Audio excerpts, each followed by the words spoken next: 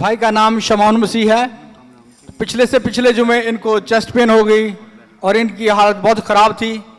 तो फिर ये चर्च आए और चर्च आके इन्होंने पास्टर जी से दुआ करवाई और उसके बाद खुदावंद का शुक्र है इन्होंने अपनी ECG करवाई, अपने सारे टेस्ट कराए और सारी इज्जत और सारे जलाल यस्सु नाम को देने के लिए ये यहाँ मौजूद हैं। सब कुछ नॉर्मल है। Hallelujah, hallelujah.